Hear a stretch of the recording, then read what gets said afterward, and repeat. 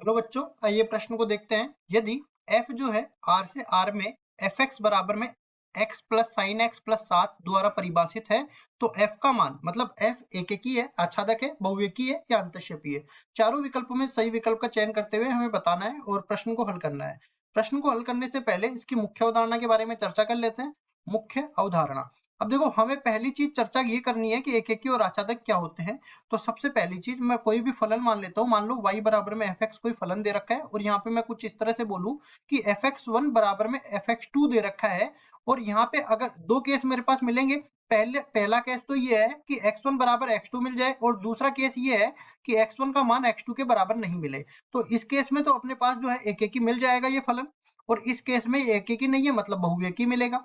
ठीक है जी। अब ये एकेकी और बहुएकी की बात हो गई। अब दूसरी चीज आच्छादक की मैं बात कर लेता हूं। मैं यहाँ पे बोल देता हूं कि fx का जो सहप्रांत है, ये हमें प्रश्न में पहले ही दिया होता है, तो सहप्रांत मैं यहाँ पे बोल देता हूँ सहप्रांत।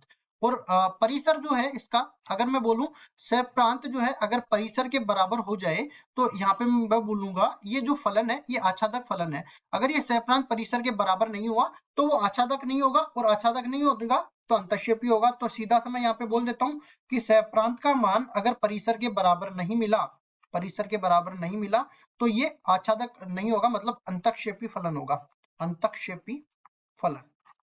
अब चलते हैं सवाल में।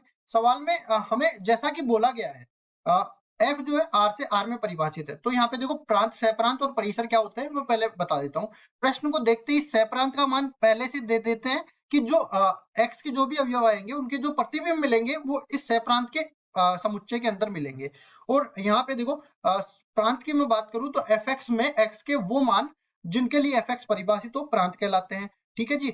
अब प्रांत के मान में से x का मान fx में रखने पर fx के मानों से जो समुच्चय प्राप्त होता है उसको बोल देते हैं परिसर। अब हम लोग ये बोलते हैं, पहली चीज एकेकी निकालने के लिए हम लोग ये तो नहीं बोल सकते, लेकिन एक हमारे पास जो डेरिवेटिव अप्रोच जिसको बोल सकते हैं, मतलब अवकलनीय दृष्टिकोण, उसका उपयोग हम लोग करने वाले हैं। उसको मैं कैसे बताऊंगा, देखो इस तरह से समझ लो कि मान लो y बराबर में fx कोई फलन दे रखा है। अब मैं बोलूं कि dy बटा dx का मान, dy बटा dx का मान जो है ये ढाल के बराबर होता है अगर ये हमेशा या तो जीरो से बड़ा है या जीरो के बराबर है।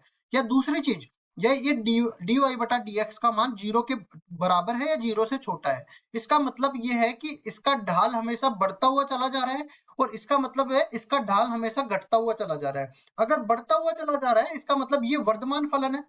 ठीक है जी, ये वर्धमान फलन है, और ये अपने पास रासमान फलन है।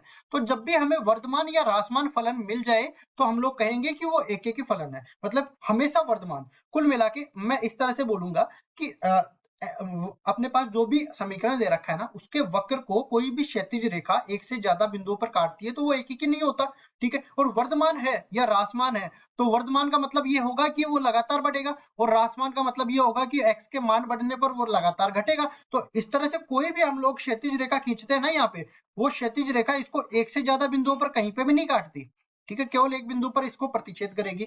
तो या तो वर्धमान होना चाहिए या फिर वो रासमान होना चाहिए, तभी हम लोग कहेंगे कि वो एकेकी फलन है। तो यहाँ पे उठा के लाएंगे, देखो fx बराबर में x plus sine x plus 7, fx बराबर में x plus sine x plus 7 के बराबर ये अपने पास आ जाएगा।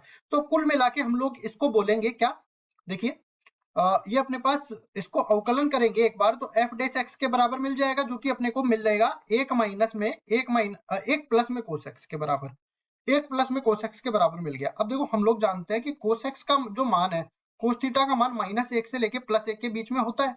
ठीक है, अब दोनों तरफ मैं एक इसमें जोड़ देता हूं तो कुल मिला के ये 0 से बड़ा होगा कोस x का मान।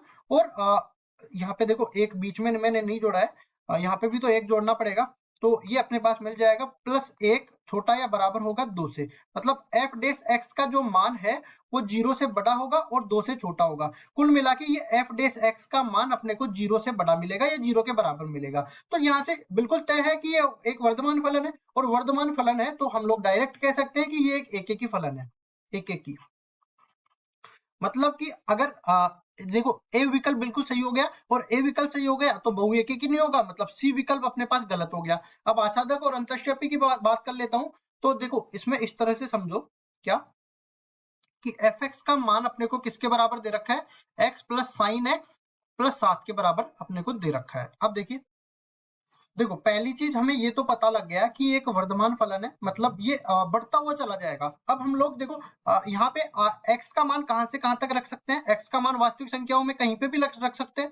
तो देखो x का जो छोटा से छोटा मान होगा, जिसको हम लोग केवल निरूपित कर सकते हैं कि x जब माइनस अनंत की तरफ जाएगा, तो माइनस अनंत की तरफ जाएगा तो ये पूरा मान, देखो sin x का मान तो अपने पास -1 से +1 के बीच में रहता है, और ये भी अपने पास जो है निर्धारित मान है, ठीक है, मतलब परिमित मान है, तो ये अपने पास एक परिमित है। लेकिन इसमें अगर माइनस अनंत से जोड़ बाकी कर देता हूं ना, तो ये पूरा जो एफ एक्स का मान है ये भी माइनस अनंत की तरफ चला जाएगा, और इसी तरह एक्स का मान अगर मैं प्लस अनंत की तरफ भेज दूंगा तो एफ एक्स का मान भी प्लस अनंत की तरफ चला जाएगा। मतलब कुल मिला के अगर मैं एक्स का मान बढ़ाते जाऊंगा तो अपने पास एफ एक्स का मान भी बढ़ते हुए चला जाएगा। तो कुल मिला के अपने पास जो ग्राफ है ना, वो इस तरह से बढ़ता हुआ चला जाएगा, इस तरह से बढ़ता हुआ आएगा। तो हम लोग कह सकते हैं कि ये वास्तविक संख्याओं का हर एक मान इसमें इसके जो परिसर है उसमें मौजूद रहेगा, और अगर परिसर में मौजूद रहेगा, इसका मतलब मैं कह सकता हूं कि इसका जो परिसर है वो वास्तविक संख्याओं का समुच्चय मिल जाएगा, जो कि सहप्रांत के बराबर है। अगर सहप्रांत के बराबर है तो मैं कहूंगा